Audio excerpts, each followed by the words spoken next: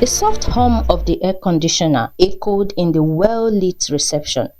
A young, beautiful lady is seen sitting nervously on the plush leather chair, her anxiety shown by her fingers fidgeting with the hem of her dress. She glanced at the ornate clock on the wall for what might have been 1,000 times, and each tick amplified her anxiety. "Please, can you check again?" Zara asked for the up-tenth time, her heart skipping in fear. The secretary looked at her with pity and told her what she has been saying all the while. "I am sorry, ma'am, but he won't see you." Zara sat back, looking at her watch this time. She has only 30 minutes left in the time she had set before coming into the office. That is the extent she would allow herself to be ridiculed and humiliated this way. When it elapses, she will walk away without looking back. She had rehearsed the conversation in her mind countless times. She had thought of ways that she would tell him. She had asked herself several questions. How will she tell him? Would he be angry? Would he accept the unexpected turn of events?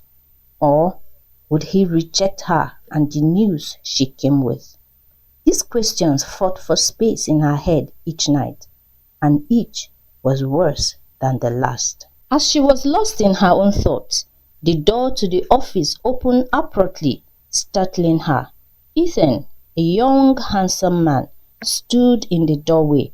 His face unreadable, his handsome features were set in a stern expression, and his eyes, which once held warmth for her, now seemed cold and distant. "Zara," he began, his voice devoid of any emotion, "to what do I owe this unpleasant visit?" Zara stood up, taking a deep breath to gather her courage. "Ethan, please, we need to talk. It is very important." "Whatever it is, I am not interested. I came out here to tell you just that, and let this be the last time you come to my office or anywhere around me. I will have the security throw you out the next time you come around me." "But please, Ethan," Zara began. "Have I been talking to myself?" he queried, interrupting her. Turning to his secretary, "If I come out here again and meet her, you will both be escorted out." He went back to his office, slamming the door. Zara stood still, shocked, but was able to gather herself together. She smiled at the secretary and threw the piece of paper in her hand into the trash on her way out of the office, and possibly out of Ethan's life forever. The cold wind whipped around Zara as she stepped out of Ethan's office building, her thoughts filled with the memories of their past, how it all began. Zara and her fiancé, Ethan, had once been inseparable. Their love had been the kind that stories are written about, passionate, intense, and seemingly unbreakable. They had met one day when she was hawking the fruit her aunt had given her to sell. This is usually her routine every evening. If she's lucky to go to school any day, once she returns, without food or rest, she must pick the fruit already arranged in a tray to go sell. According to her aunt and her husband, she must earn her keep. They cannot give her free food, free clothes, and a roof over her head without her contributing to anything. So she had been given a tray with whatever her aunt fancied to hawk. So that fateful day, she had not sold anything, and it was getting dark already. Hungry, scared, and exhausted, she had sat by the roadside, sad and almost in tears, when a car stopped in front of her. She looked up expectantly, praying it was a potential customer. A handsome young man had stepped out of the vehicle, looked at her food tray. He asked how much they were, and Zara, thinking he meant each fruit, she had told him.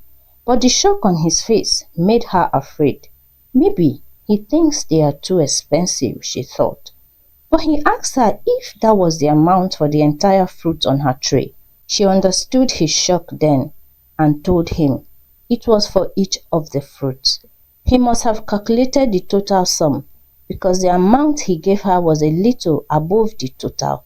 She held the money looking at him in confusion until he told her he wanted to buy everything on her tray. Sarah had never been a recipient to such kindness in her entire life, and this made her cast her mind back to when she was a little girl. Her mom had passed when she was 3, maybe 4 years old. She can't even remember anymore. Her dad, as she remembered, had come home one day just few weeks after the burial with a strange woman saying she was her new mom. Zara remembered running into her room feeling angry at her mom for leaving. Now some stranger wants to be her new mommy, but she promised her mom in her heart that she will not call the stranger mommy like her dad wanted her to until her own mommy returns. Then she will see that she was a good girl and won't travel away again. Zara could remember that before her mommy left, she always threatened to travel far away each time she misbehaves. So, when the little Zara had been told her mom had gone on a long journey, she had thought that maybe it's because she had been especially naughty that day. That is why mommy finally traveled far away. She never cried much. All she did was to be a good girl. If she was asked to sit at a place, Zara sat there until told otherwise. She did everything she was told without being naughty. She didn't even play with the other children in her village, so her mommy won't complain she was dirtying her clothes. But it has been days and days and days, yet mommy was not coming back. Why? She always asked. But now daddy had gone to bring another mommy. Does it mean her real mommy will not come back? She wondered in her little mind. But she had remained a good girl nevertheless. In each time she comes from school, the new auntie, or rather mommy, will not give her food or help her with her homework, saying she was a naughty girl who does not deserve to eat. But Sarah would promise that she wasn't naughty in school, but the auntie would not believe her. And when her daddy returns, the auntie will tell him Zara had been naughty and had refused to eat or do her school homework since she came back from school, saying she missed her mommy. But her daddy never asked if that was true, even though it was really true she missed her mommy. But it wasn't true that she didn't want to eat or do her homework. But her daddy will never give her chance to explain, and he will always rebuke her and ask her to eat her food. But by then she would be feeling so sad that she would not want to eat anymore. And then the beating starts when her dad starts calling her naughty and all such names. She had tried telling her dad that she wasn't being naughty and that the auntie was lying, but her dad will hit her harder for calling the woman auntie and a liar. Over time, she has stopped talking, so the beating will not be too much.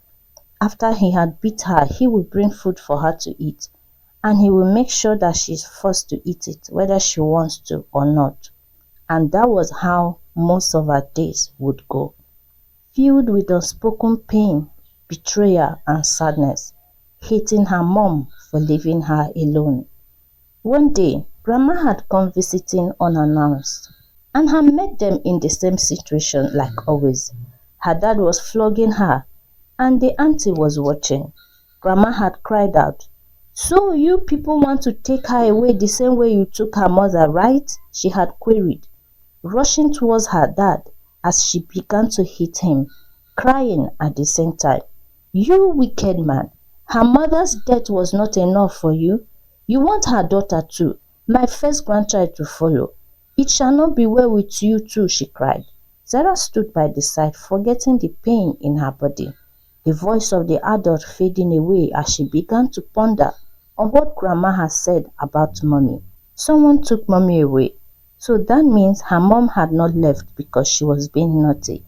The relief that washed over her was immense, washing away her guilt and shame. But it was short-lived because she began to wonder who would have taken her mom. Was her mom sad or okay? But she couldn't complete the thought because she felt someone grab her hand, and when she looked up it was her grandma.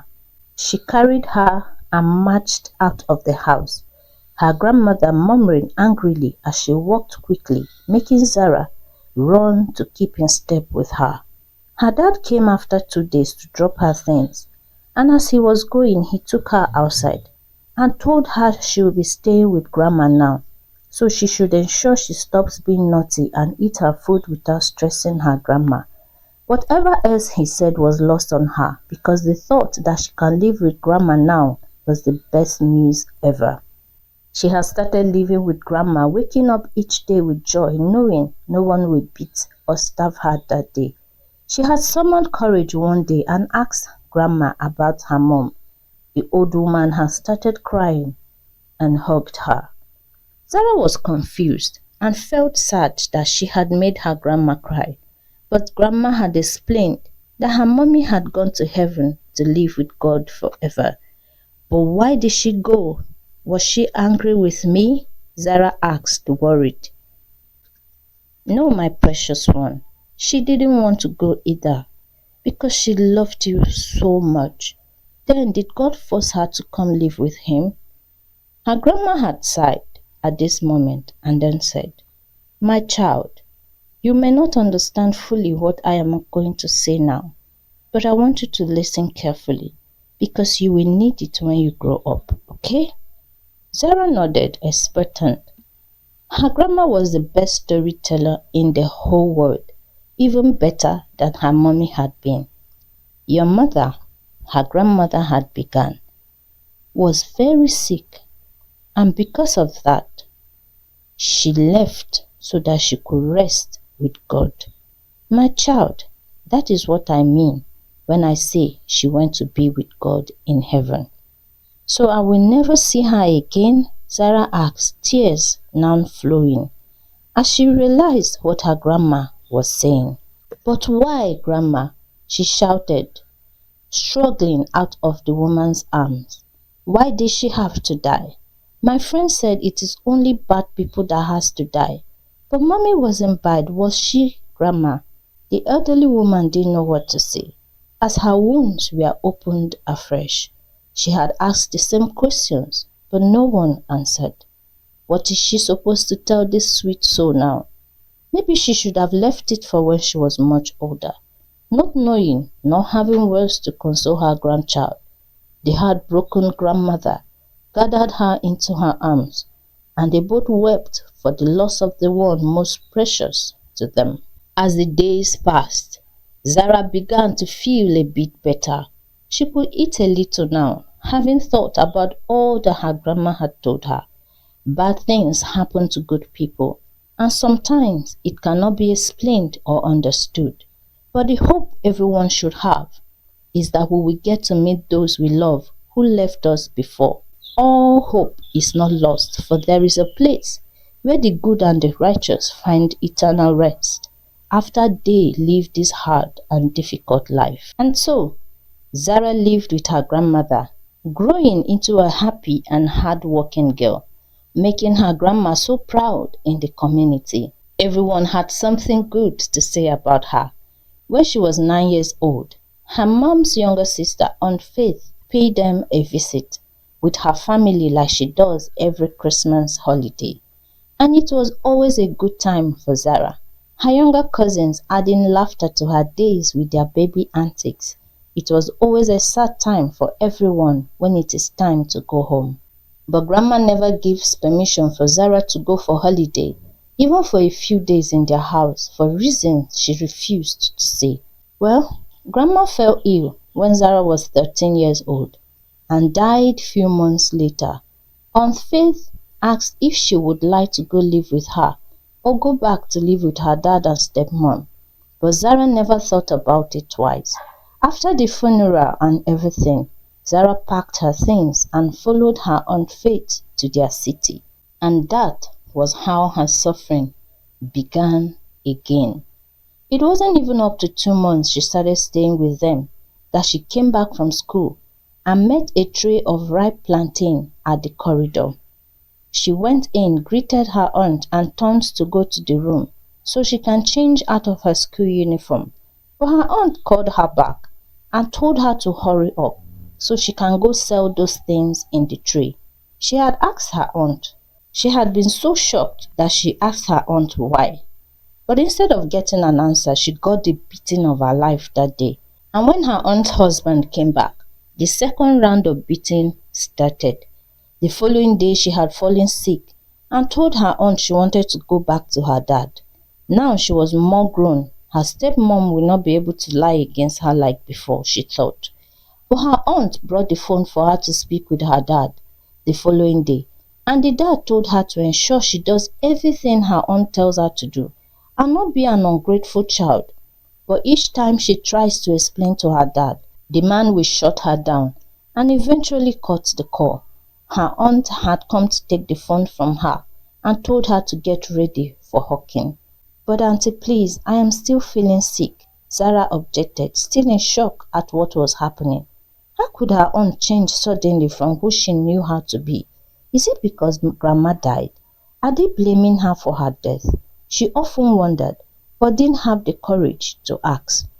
Each day she was expected to get her younger cousins ready for school, from their food prep to bathing them to taking them to school.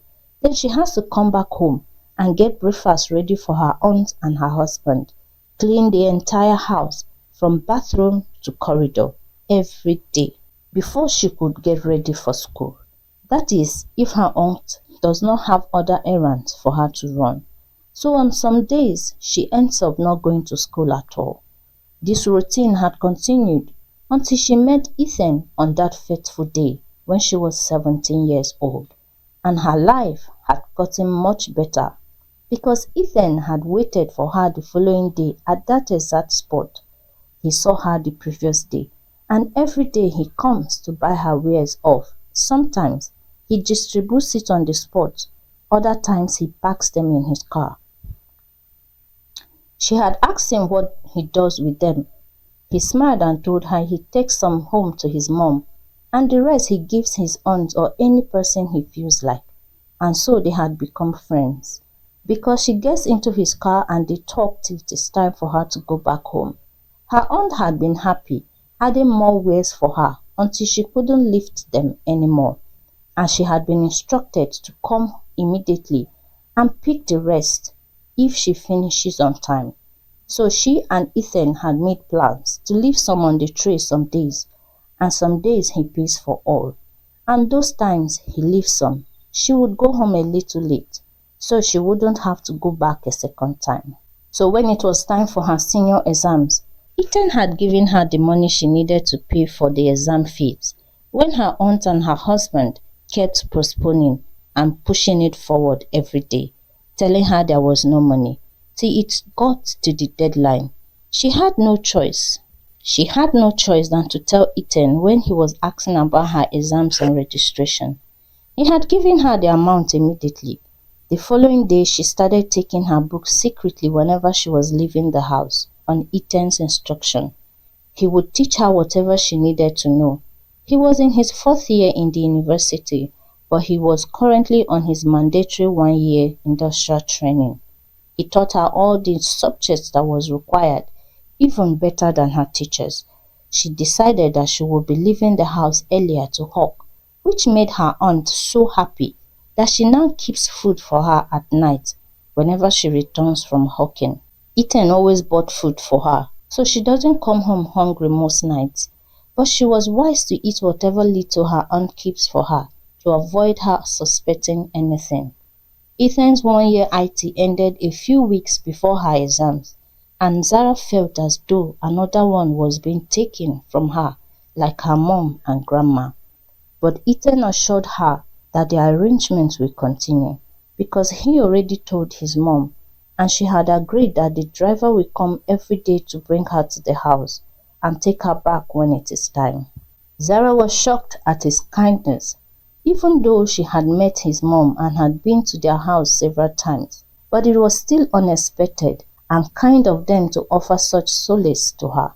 She didn't want to accept it at first, but Ethan convinced her to overlook everything for her exam's sake, and she can stop if she wants to when she was done with her exams. After much consideration, she had agreed. Her aunt won't allow her study because she does not even know she had paid for the exam. So it will be better if she keeps her study private. So she formed a plan. When she got home that day, she told her aunt that she would like to face Hawking fully now, since there was no money to pay for her final exams. Her aunt had looked at her suspiciously. "Why are you suddenly being a good girl, Zara?" she had asked, her eyes narrowing. "Nothing, oh, auntie. I just don't want to watch other students take exams while I will not," Zara quickly replied, her heart beating so fast. "Well, there is no money. You know how we have been struggling," her auntie continued. Zara nodded in agreement because she knows what will happen if she dares contradict her. "But your suggestion to hawk during the day is good though. But can we make it around maybe 1 p.m. and 2 p.m.? At least by then, you would have prepared lunch for your cousins who have gone to school." Zara nodded and said it's okay by her. Her auntie came close to her then and held her hand and said, "Zara, even your father said he does not have money for your exams, unless you will wait for the general certificate exam next year. By then, maybe we would have saved enough, and then your father would have sent something. So don't be angry that you are not writing exams. You hear?" Zara nodded again and said, "Yes, ma, I understand." But she never believed one word that came out from that mouth. Anyway, except for the part about her father. She had made several attempts to speak with him concerning her condition in that house, but he seemed to have made up his mind to abandon her. So she too had given up on him, because the pain of not being wanted by her own father was too much for her to keep hoping that maybe one day he will really listen and believe her. And so the arrangement for her to hawk from 1 p.m. had stood. But she always tried to finish her chores before that time, so that her aunt can ask her to start going for the sales, because she knows who she was living with. But she doesn't want to seem too eager. So what she does was that each time she finishes her chores, she will go and lie down, pretending to be asleep. And her aunt will always, as expected, come to wake her up and tell her to start going to the market to hawk. Because she was always thinking that maybe this girl is hurrying to do her chores so that she can sleep more. But not in her house. That somebody will become so lazy, she always thought. So she made up her mind to monitor Zara closely and will always send her off immediately to start hawking the moment she finishes her house chores. The driver that Ethan had arranged for her always waits for her at a trackable junction, but not too close to their house, so that nobody that knows her will see her, and she doesn't want anybody reporting her to her aunt or her uncle. She had continued this way, making it easier for her to study adequately for her exams. And when it was time for exams, she told her aunt that some of the customers she was selling to were demanding for money supply, and her aunt had gladly obliged. So whenever she had morning papers, she would leave the house early for the supposed supply.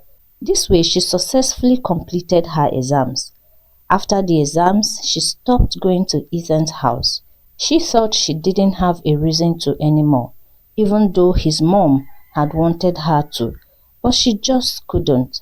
She had started hawking her wares in another market farther away than the one Ethan met her to avoid the driver seeing her. She just doesn't want to take advantage of people's goodness to her. Grandma was always drumming that into her ears. Don't overstretch your welcome when people are being nice to you. So she had kept to these words. As Zara had continued this way until she turned 19. Her exams result had come out and she aced all her subjects. She couldn't check when others were checking because she didn't have money to buy the card to access the online platform. So she had waited for a full year for her school to paste it on the notice board. One of her former classmates had seen her and told her, so she had gone and copied her scores. Went to Ethan's house that day, with her tray of wares, kept at the gate with the gateman so she can show Ethan's mom and thank her properly for the help and love shown to her. But unexpectedly, she had met Ethan at home. He had stood up immediately when she was ushered in by the maid.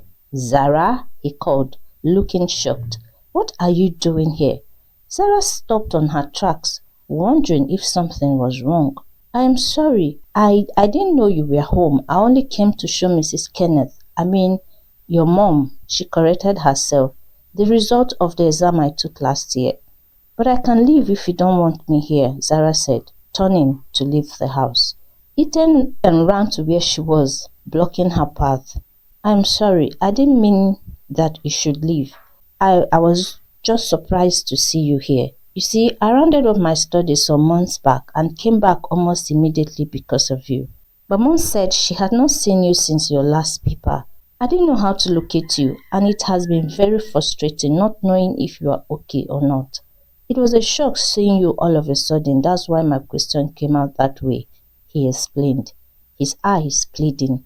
She smiled, relieved, because she would have felt really bad if they didn't want her around for whatever reason anymore.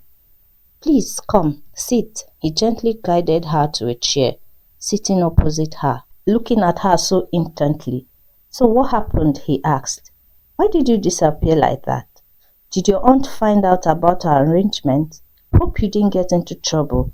Zara held his hand, laughing out. "One question at a time, please." "I am okay, actually. No, my aunt didn't find out. I just was not comfortable coming around when you are not here. I didn't want to overstep," Zara explained. "Overstep where?" a voice shouted from upstairs. Zara jumped up to her feet, turning to look up at the gallery. "Good day, ma," she said, curtsying. "Mommy, to you, young lady," Mrs. Kenneth corrected. "Did I stop being mommy because you didn't need my help anymore?" she continued, coming down the stairs. Zara knelt down, coming to understand that she may have hurt this kind woman with her decision. Maybe she should have told her before leaving, so that nobody will worry. But she didn't think she mattered so much to them, so she knelt down to show how sorry she was. Mrs. Kenneth came to her then, raised her from the floor and hugged her tightly. "I have missed you so much, my baby," she said, releasing Zara from her embrace. Zara looked at her feet, trying not to cry. "I was so worried something had happened to you. I have sent the driver countless times, but he never saw you. So I feared the worst. If I had known where you lived, I would have come myself." "What is wrong? Why are you crying?" Mrs. Kenneth interrupted herself, raising Zara's face up. She sat her down, Ethan kneeling beside her on the other side. "What is it? Tell us," he pleaded.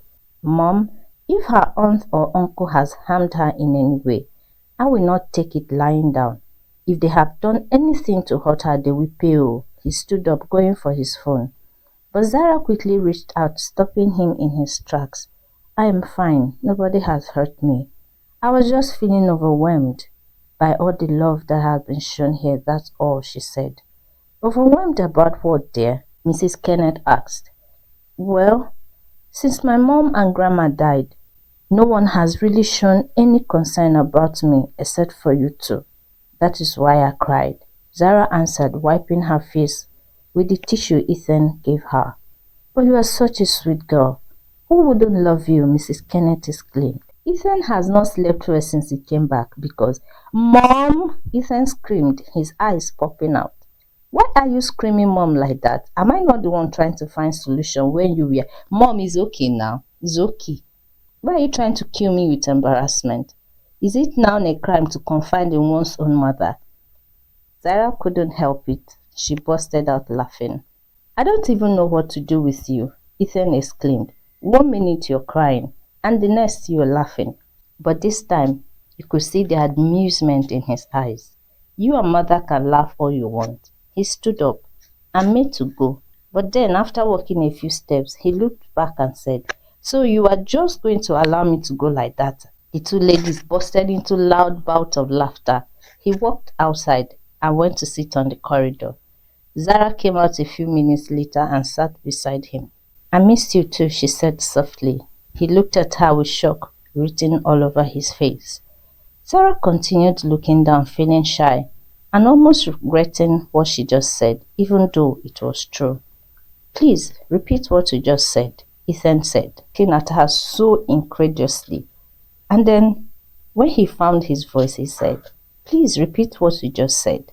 I don't think I heard you clearly. But Zara refused to open her mouth again. He jumped up from the chair and gave a loud whoop. Well, I heard you clearly, he said, coming to where she sat. Lifting her up, he hugged her, then laughing. That was the beginning of their love story. Ethan was no longer for hide and seek when he proposed, and Zara accepted. He insisted and went with her to go see her family. Her aunt was so shocked when introductions were made.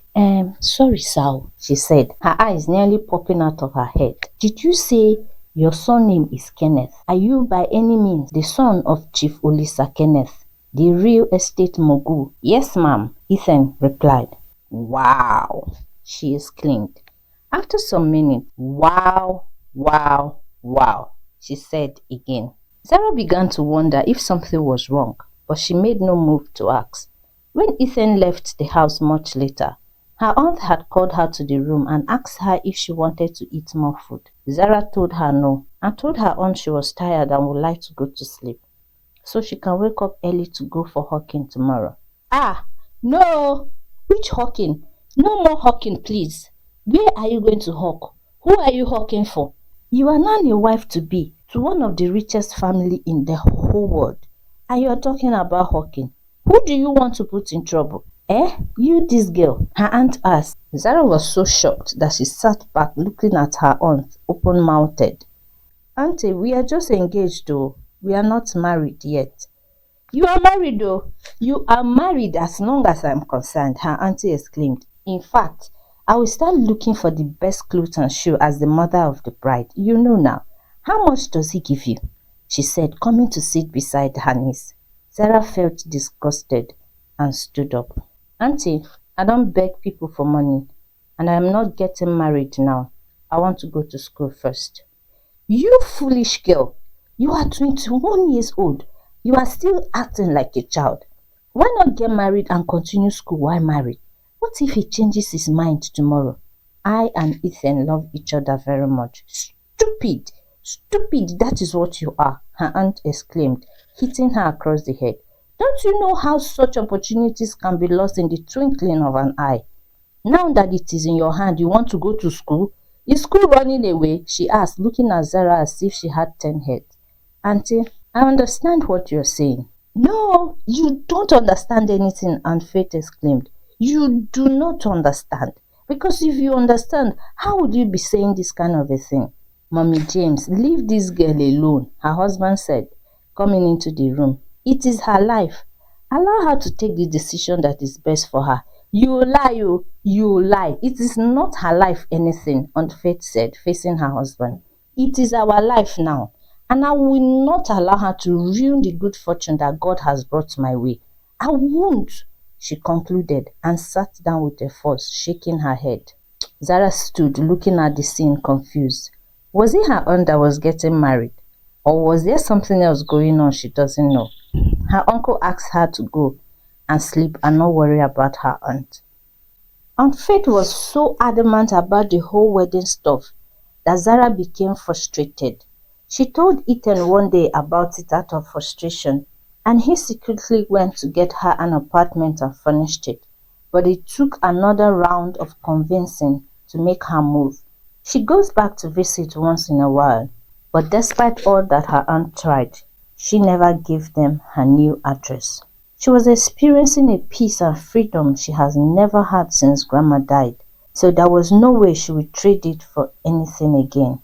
Ethan had gotten a new phone and a laptop for her studies, and they were looking into schools now. Eventually, she had gotten admission into one of the best schools in the country, and having no financial issues or struggles, she had given her all to her studies, coming out after 4 years with the best result in her department and the second best in the whole school. The school had offered scholarship for masters, and she had taken it, not wanting to miss the opportunity. After her master's, she was 29 years at this point, and their wedding preparations had begun in earnest. Her challenge now was how to inform her dad, as she has not been in good communication with him, even though he had been making efforts to reach out to her now. But she was too hurt and wounded to give room for him and his family. He was her only surviving direct blood, her father for that matter, and he took other people's words and opinion over hers, making her suffer what she should not have if he had listened to her even once.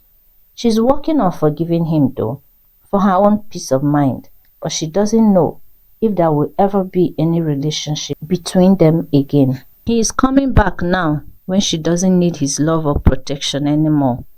He has other children that will care for him, so there was no need for any relationship between them, she had concluded. All these memories were flooding Zara's mind as she sat in her car outside Ethan's office on that fateful day, unable to move forward or go back.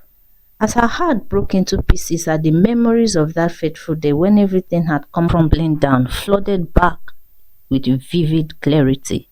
It all started. The last Saturday of the previous month was supposed to be her happiest day, her wedding day. But a few weeks before the D-Day, Zara had received a call from Ethan, his voice unusually cold and detached. He had asked her to come to the house immediately, refusing to provide any explanation over the phone. Concerned, she had rushed over, her mind racing with all sorts of possibilities. Upon entering his house, she was greeted by the sight that would forever be etched in her memory. Pictures of her and another man were scattered all over the living room, laughing together, sharing intimate moments, captured without her knowing how or where. She was horrified, unable to comprehend how someone would invade her privacy in such a cruel and malicious manner.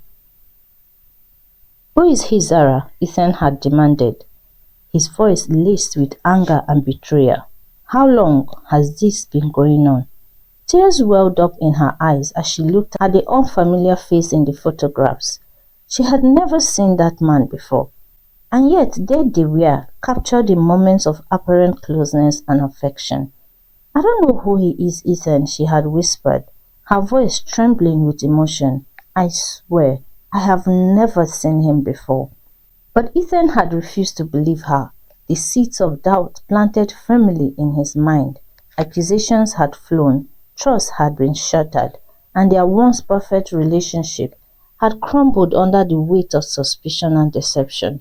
Zara walked down the empty street from Ethan's house that day, the weight of the revelation pressing down on her. She couldn't help but wonder who the mysterious man in the photograph was. Was he a pawn in someone else's game? Or was there more to this sinister plot that met the eyes? She was devastated, trying to comprehend how something so beautiful could crumble so suddenly. All effort to reach out to Ethan had proved futile. The pictures were too convincing. There was even a video, but she had refused to watch it. Mrs. Kenneth had listened to her, but she had stood with her son, saying she can't force him to do what he does not want to do. Zara had felt alone and abandoned once again, but this time it was much worse. So much worse than it had felt like when she was a child. And then, just when she thought things couldn't get any worse, she discovered that she was pregnant. The news had left her reeling, unsure of what to do next. One of her best ideas was to go back to Ethan to tell him. He has a right to know, even though they can't be together again. But he never gave her a chance. All the trials she made, she went to his address, went to his hangout place, tried to reach out to him through his mom, tried to reach out to him through his friends. She made every attempt she could. She had been to his office countless times, but he never met her until that day. But she had decided that today was the last day she would humiliate herself looking for him. This is the second month of her pregnancy, and she doesn't want to send a letter or email because she wasn't looking for pity. She just wanted to see and talk to him face to face as two adults should, so they can have mutual understanding of what to do about their baby. But he had dismissed, humiliated, and ignored her every attempt she had made to see him. She was done. She was done with it all. I will take care of myself and my unborn baby, Zara consoled herself as she started her car and drove up.